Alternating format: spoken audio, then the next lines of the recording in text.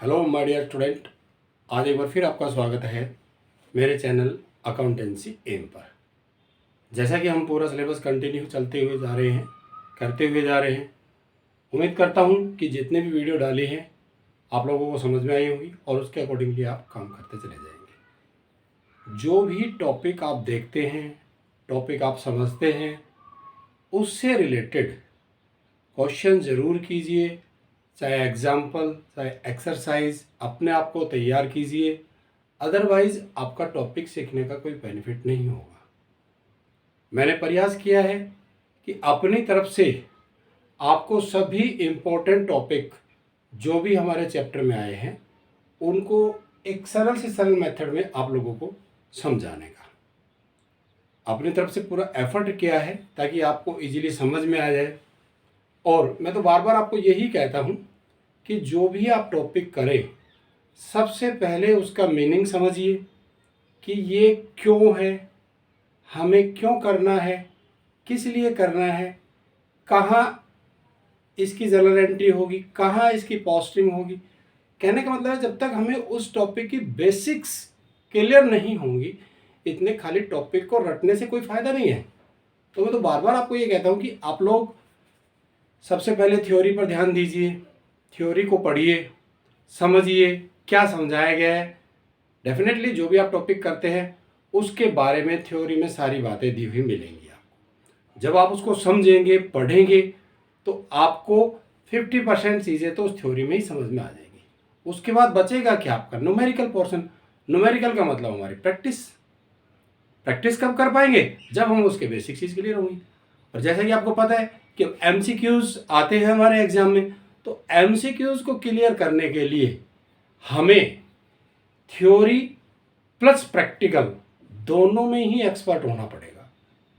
ना केवल थ्योरी पास करवाएगी, ना केवल प्रैक्टिकल, दोनों को ही अगर हम साथ लेकर चलेंगे तो ही हम जाकर के उस एग्जाम को क्लियर कर पाएंगे और एक बहुत ही अच्छा स्कोर हम कर पाएंगे। तो मेरी तो बार बार आपसे यही एडवाइस है कि सीरियसली पढ़े।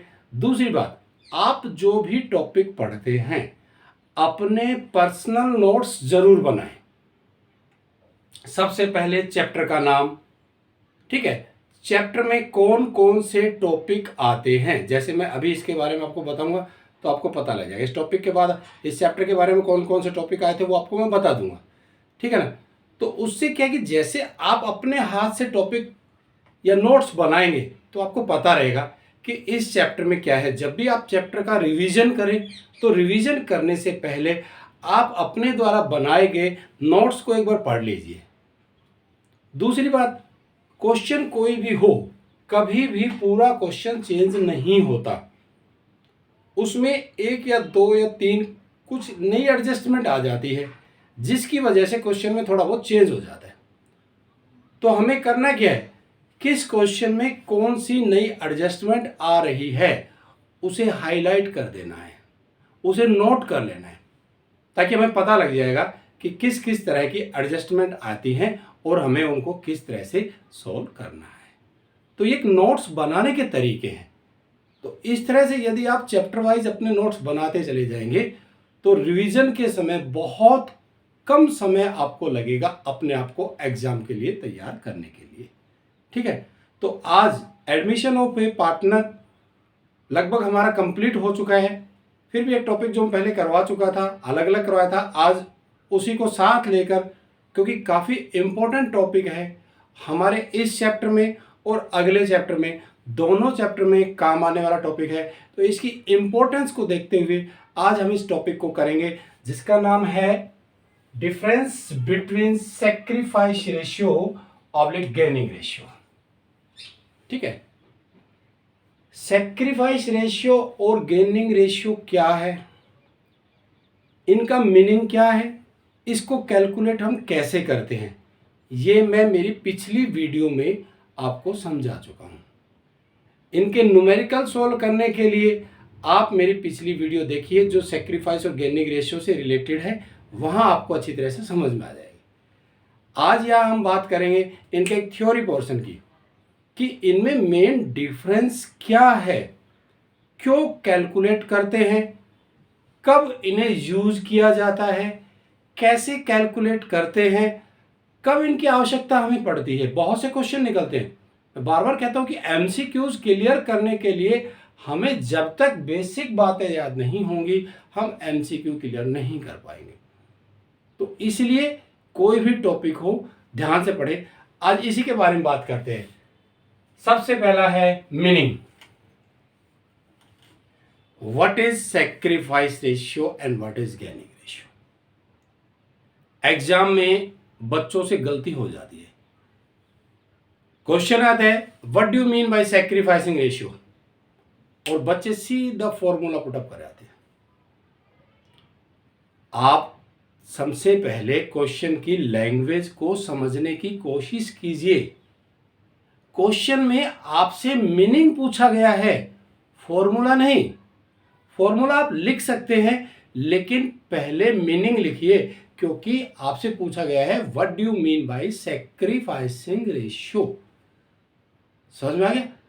तो मैं यही बार बार आपको बताने की कोशिश कर रहा हूं कि आप समझिए क्वेश्चन में क्या दिया गया है, वही आंसर आपके आंसर शीट में होगा तो ही आपको नंबर मिल पाएंगे। ठीक है। अब पूछा गया मीनिंग।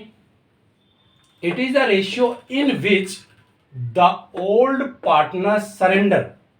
यह वो रेशियो है जिसमें ओल्ड पार्टनर या पुराने पार्टनर, फॉर एग्जांपल ए और बी, हमारे पास ओल्ड पार्टनर है, ठीक है, और फर्म में नया पार्टनर आ गया सी, तो ओल्ड पार्टनर सरेंडर देते हैं ए पार्ट, एक हिस्सा, ऑफ देयर शेयर, अपने लाभ हानि अनुपात का एक हिस्सा, in favour of new partner.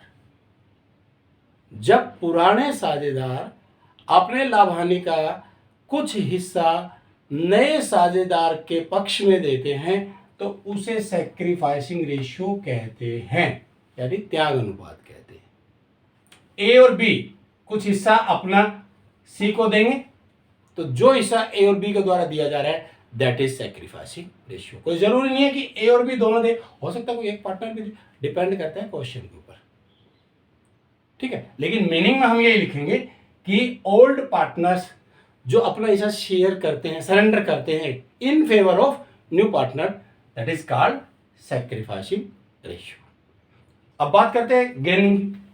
It is the ratio, यह रेशियो अनुपात है which the remaining partner, remaining का मतलब बचे हुए पार्टनर्स, एक्वायर प्राप्त करते हैं द आउटगोइंग पार्टनर शेयर। देखिए अब आपके पास एक्स वाई जेड तीन पार्टनर थे। इसको एक क्वेश्चन एग्जांपल के द्वारा समझते हैं।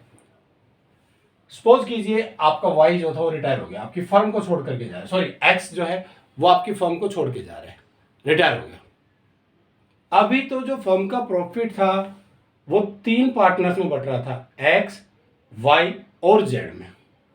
ठीक है, अब क्या हुआ, जैसे ही एक्स आपकी फर्म को छोड़ करके चला गया तो अब प्रॉफिट किस किस के बीच में बटेगा, वाई और जेड के बीच में बटेगा।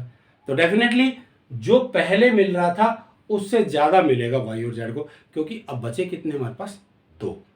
तो यही बताया गया है कि it is the ratio in which, जिसमें द रिमेनिंग पार्टनर, बचे हुए पार्टनर कौन है, वाई और जेड, एक्वायर प्राप्त करते हैं the out going partner share, जाने वाले पार्टनर का जो हिस्सा बचे हुए साझेदार प्राप्त करते हैं उसे गेनिंग रेशियो कहते हैं, लाभ प्राप्ति अनुपात बोलते हैं। पहला टॉपिक क्लियर हो गया। दूसरे के बारे में बात करते हैं। व्हेन कैलकुलेटेड, कब कैलकुलेट कब करें, फर्म में ऐसी कौन सी सिचुएशन होती है जब हमें इसको कैलकुलेट करना पड़ता है। व्हेन, तो देखिए it is calculated at the time of the admission of a new partner. देखिए आपके पास एक नंबर का क्वेश्चन भी तैयार हो गया। व्हेन सैक्रिफाइसिंग रेशियो कैलकुलेटेड, तो आपका आंसर आएगा at the time of admission of a new partner. ठीक है, जब हमारी फर्म में कोई नया साझेदार प्रवेश कर रहा है, ए बी है, सी आ गया, तो उस कंडीशन में देखा जाएगा कि ए और बी सी को कितना कितना हिस्सा दे रहे हैं, that is called sacrificing ratio. ठीक है, यहां बात करें, it is calculated at the time of the retiring और डेथ। देखिए यहां दो चीज आ गई, रिटायरिंग, कोई भी पार्टनर फर्म की टर्म एंड कंडीशन के अकॉर्डिंगली रिटायर हो रहा है, यानी फर्म को छोड़ करके जा रहा है, और डेथ, यदि किसी की मृत्यु हो रही है ऑफ ए पार्टनर, या तो कोई फर्म में हमारा साझेदार है, फर्म के टर्म कंडीशन के अकॉर्डिंगली छोड़ करके जा रहा है, या किसी की डेथ हो जाती है। तो ये दोनों ही सिचुएशन है, उन दोनों सिचुएशन में हम किसको कैलकुलेट करते हैं, गेनिंग रेशियो को। तो आ गया, पहला मीनिंग हो गया, पहला क्या हो गया हमारे पास, मीनिंग, दूसरा हो गया हमारे पास व्हेन कैलकुलेटेड, कब कैलकुलेट किया जाता है। अब आ जाता है फॉर्मूला। मैं आपको यही बता रहा हूं कि एग्जाम में देखिए आपसे फॉर्मूला पूछा गया है या मीनिंग, जो पूछा गया है आप उसी का जवाब दीजिए। क्लियर है? अब देखिए फॉर्मूला, सैक्रिफाइसिंग रेशियो का फॉर्मूला क्या है, old ratio minus new ratio. Old ratio यानी 3 पार्टनर थे, बच गए 2 पार्टनर, नहीं सॉरी, इसमें तो 3 थे, पहले हमारे पास ए बी सी, अब नया आ गया डी, 4 हो गए। कितने पार्टनर हो गए हमारे पास, 4। ठीक है, तो अब हमारे पास ओल्ड माइनस न्यू, पहले 3 पार्टनर में पैसा बट रहा था, अब पैसा कितने में बटेगा, 4 के बीच में बटेगा। तो जो पुराने साझेदारों के हिस्से में कमी आएगी, that is called sacrificing ratio. तो ये इसका फॉर्मूला हो गया, old ratio minus new ratio. ठीक है, अब इसकी बात करते हैं गेनिंग रेशियो की। New ratio minus old ratio, ऐसा क्यों, क्योंकि न्यू रेशियो,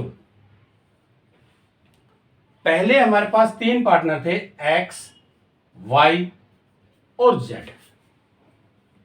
ठीक है, हमारा जो प्रॉफिट था या लॉस था फर्म का, वो कितने पार्टनर्स में डिस्ट्रीब्यूट हो रहा था, 3 में हो रहा था। अब हुआ क्या, सपोज कीजिए जेड चला गया, या तो जेड की डेथ हो गई या जेड रिटायर हो गया फर्म टर्म कंडीशन के अकॉर्डिंगली। अब जो है वो पैसा किस किस में बटेगा, एक्स और वाई में। तो पहले यहां 3 लोगों को मिल रहा था, एक्स वाई जेड, अब वो पैसा किसको मिलेगा, एक्स और वाई, यानी उनको कुछ ना कुछ ज्यादा मिलेगा। ठीक है, तो नया रेशियो हो गया ज्यादा, ओल्ड कम, तो इन दोनों का यदि हम डिफरेंस करेंगे तो वो हमारा क्या आ जाएगा, गेनिंग रेशियो आ जाएगा। क्लियर है? अब लास्ट एंड फाइनल, पर्पस, क्या उद्देश्य है, क्यों कैलकुलेट करते हैं, ये बहुत ही इंपॉर्टेंट टॉपिक है।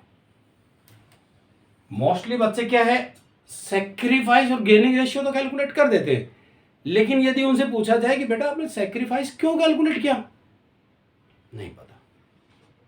तो इसलिए इन तीनों को देखते हुए इसकी ज्यादा इंपॉर्टेंस है हमारे पास। इंपॉर्टेंट तो ये भी है, लेकिन ये काफी इंपॉर्टेंट है।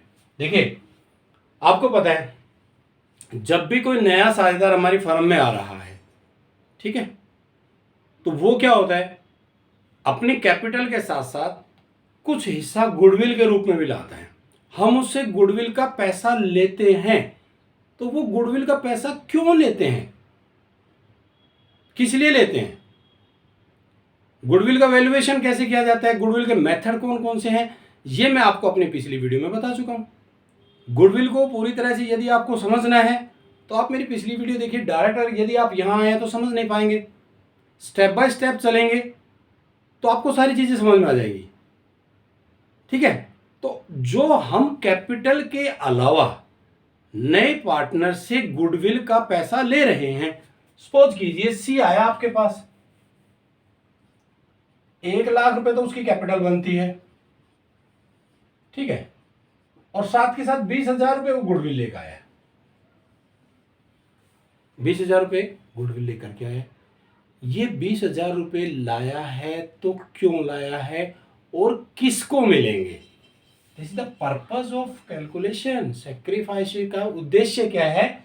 New partner share of goodwill, नए पार्टनर के हिस्से की जो गुडविल है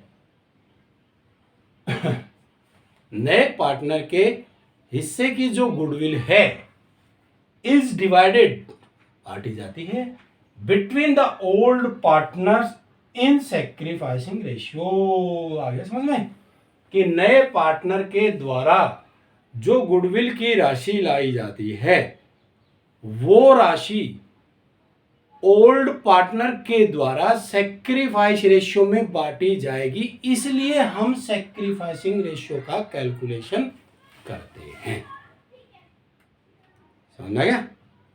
अब देखिए, जिस तरह से नया पार्टनर गुडविल का पैसा लेकर आ रहा है उसी तरह से जब हमारे पास कोई साझेदार फर्म को छोड़ के जा रहा है या किसी की डेथ हो रही है तो कैपिटल के साथ साथ हम उसको उसकी गुडविल में हिस्सा भी देंगे। जिस तरह से नए पार्टनर से गुडविल में हिस्सा लेते हैं उसी तरह से जाने वाले पार्टनर को उसकी गुडविल का हिस्सा देंगे। तो goodwill paid to retiring partners is paid by the remaining partners.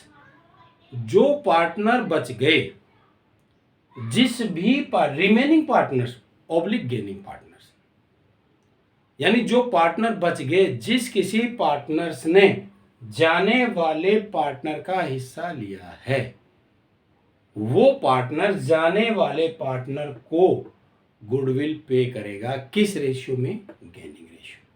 तो गेनिंग रेशियो निकालने का उद्देश्य, उसका पर्पस हमारा यही होता है कि हम उसे गुडविल की राशि पेड कर सके किस रेशियो में। तो ये था आपके सामने सैक्रिफाइसिंग और गेनिंग रेशियो डिफरेंस। अब मैं आपको थोड़ा सा नोट्स के बारे में बता रहा था। ऑलमोस्ट हमारा चैप्टर जो है कंप्लीट हो चुका है। फिर भी यदि आपकी कोई प्रॉब्लम रहती है, कोई क्वेश्चन सॉल्व नहीं होता, यदि किसी प्रकार की कोई एडजस्टमेंट आपकी समझ में नहीं आती है तो आप मुझे कमेंट बॉक्स में लिखिए, कॉल कर सकते हैं, ठीक है? तो आपको उसका सॉल्यूशन मिल जाएगा। ज़्यादा से ज़्यादा लाइक, सब्सक्राइब और शेयर कीजिए, दबा के कीजिए लाइक, सब्सक्राइब, शेयर, ताकि और लोगों तक भी ये पहुंच सके। सबसे पहले आपका चैप्टर नोट्स बनाने का तरीका। चैप्टर क्या है? सबसे पहले मीनिंग,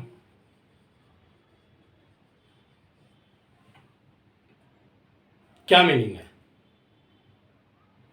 दूसरा टॉपिक्स, उस चैप्टर में कौन कौन से टॉपिक हैं हमारे पास, ठीक है? सभी टॉपिक्स के आप नेम लिखिए। मीनिंग, मैं बार बार मीनिंग पे और थ्योरी पे इसलिए जोर दे रहा हूं कि जब तक हम इनको नहीं समझेंगे ना, इतने हमारे पास चैप्टर क्लियर नहीं होगा और हम एमसीक्यूज क्लियर नहीं कर पाएंगे। Number 4 adjustments.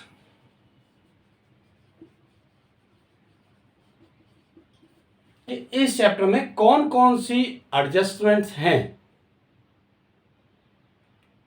ठीक है? और नंबर 5 हमारे पास जो एडजस्टमेंट्स हैं और वो कर ली, उसके अलावा कोई न्यू एडजस्टमेंट यदि हमारे पास क्वेश्चन में आती हैं, जब हम क्वेश्चन करते हैं तो और भी कोई यदि न्यू एडजस्टमेंट आती हैं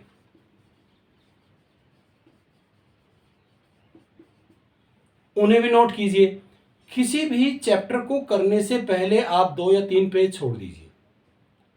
तो ये जो सारी बातें हैं ना, न्यूमेरिकल सोल्व करते हो उससे पहले 2-3 जो पेज आपने छोड़े हैं उन 2-3 पेज के ऊपर आप इन सभी को मेंशन कर दीजिए। इससे आपको बेनिफिट क्या होगा? जब भी आप उस चैप्टर का रिवीजन करेंगे, रिवीजन करने के लिए जाएंगे, सबसे पहले आप इनको पढ़िए। किस चैप्टर में है क्या, पढ़े क्यों, क्या मीनिंग है, कौन कौन से टॉपिक आएंगे, कौन कौन से एडजस्टमेंट आएंगे, उन एडजस्टमेंट के साथ साथ कौन कौन से जर्नल एंट्रीज हैं हमारे पास।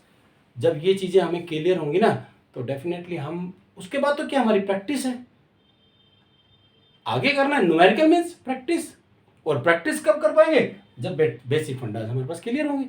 यदि ये बेसिक फंडास हमारे पास क्लियर नहीं है तो प्रैक्टिस के लिए तो आप पिछला पन्ना खोलते रहो, अगला खोलते रहो, पिछला खोलते रहो, अगला खोलते रहो, कुछ नहीं फर्क पड़ना।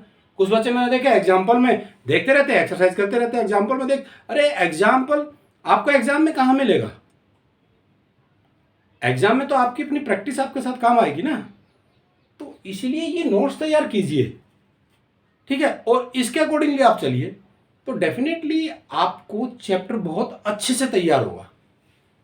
मैं एक बार फिर बताता हूं आपको, चैप्टर कंप्लीट है, और अब जो अपना नया टॉपिक चलेगा वो रिटायरमेंट और डेथ ऑफ ए पार्टनर चलेगा, ठीक है। तो ज़्यादा से ज़्यादा इसको शेयर, सब्सक्राइब और लाइक कीजिए, ताकि जो एडवांटेज आप उठा रहे हैं वो और बच्चों को भी मिल सके। जल्द ही मिलते हैं आपको एक नए वीडियो में। Thank you.